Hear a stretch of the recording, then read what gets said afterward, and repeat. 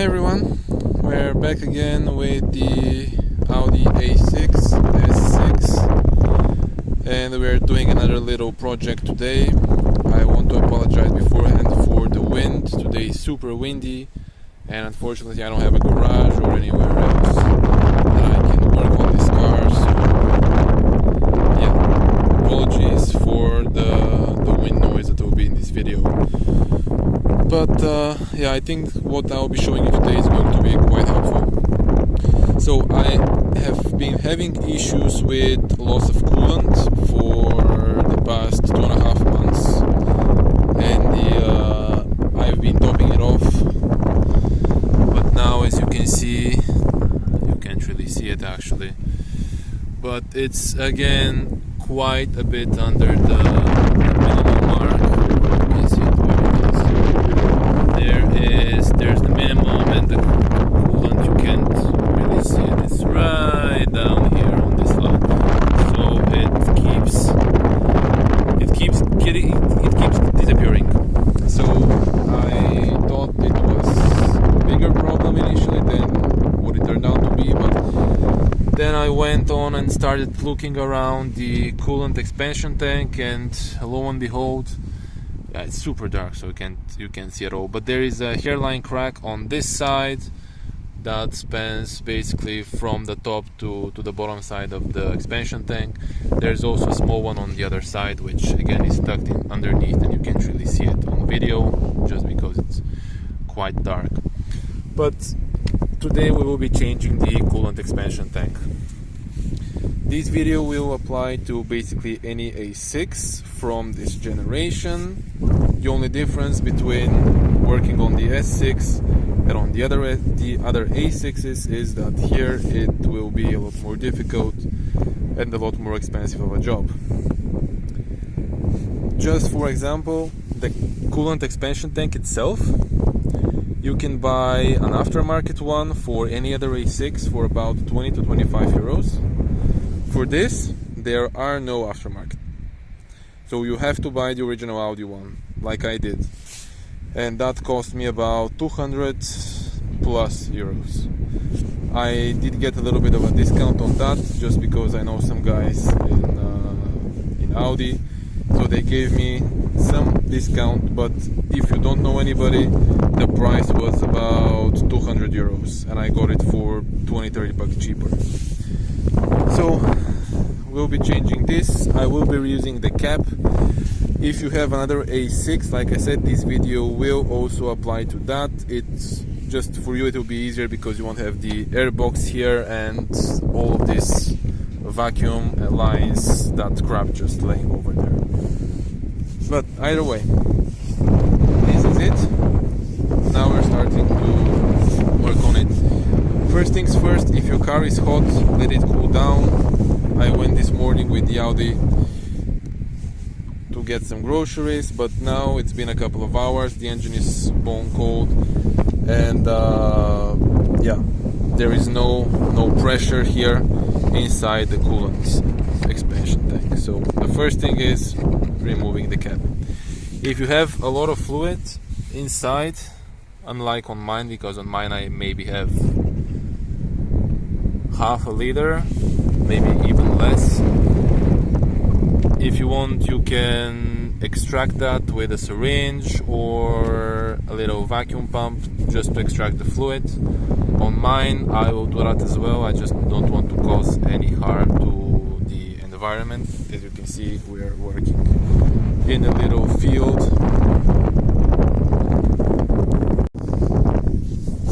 The next step, and this might vary depending on if you have the S6 or a other Audi A6 from this generation, but on mine in particular I have two torque screws, one here, one hiding under this line right here. We'll have to remove those first before going any further with this. These look to me as T20s, but I'll let you know once I get my tools and I start removing those. If you have another Audi A6 from this generation, you might have one screw or three screws, and they might not be in this exact location, but there will be on the top. maybe 2, maybe 3 screws. Just remove those and I'll show you what to do next. Okay, with the two screws removed, now you have a little hose connected to the top side of the expansion tank.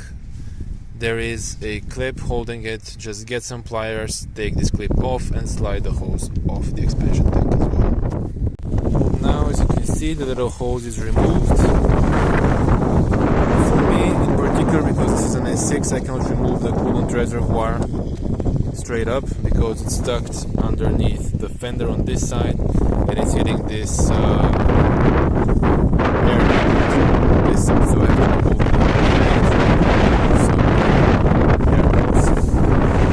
the intake tube is released.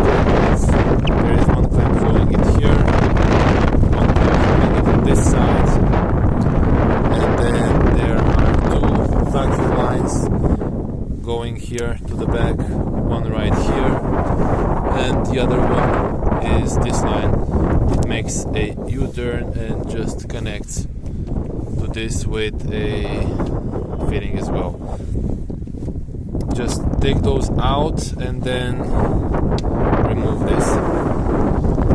Okay, so here are the two vacuum lines that I was telling you about. This one right here and also this one, so you have to disconnect both. They are just clamped to the intake pipe. Take those off and remove the intake pipe as well. So at this point you will be able to just wiggle the expansion tank out of its place. As you can see, now you can clearly see where I have a crack on my expansion tank, and it has created a mess right down there. It's still a little bit dark for you to see, but there are also cracks on this side right here. If the camera will focus, yeah, right here, and also a couple of cracks on the side on right here. So as you can see, I still have some coolant in my tank. I have prepared the syringe and I will take out this coolant and then I will just lift this guy right off. There are two hoses connecting it to the bottom and also a sensor for whether the tank is full or not, so you have to remove that as well. Once the tank is removed, I will show you exactly which these hoses are and the wiring for the sensor, because it's just a little bit too difficult to show you right now, just because there is no place around the airbox.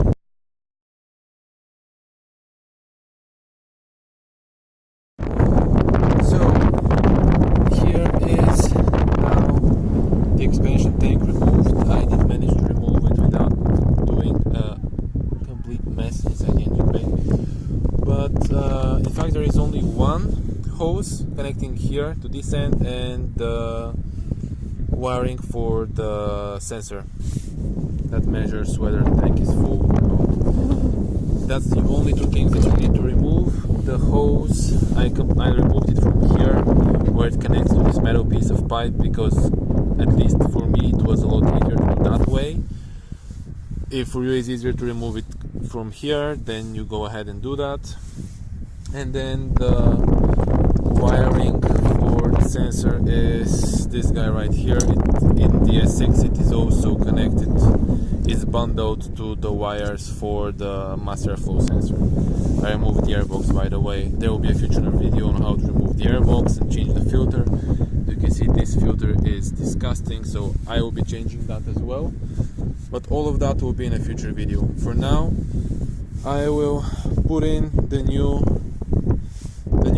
expansion tank, which is in the trunk of the ML.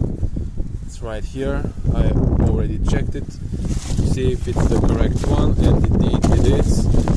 Again, I did order it directly from Audi. You can see underneath here are the Audi stickers, and the part number for this is 4F0121403AA. This is the expansion tank for the S6. If you have another A6 from this generation and you're not sure what the expansion tank part number is, let me know in the comment section below and I'll do my best to find that for you.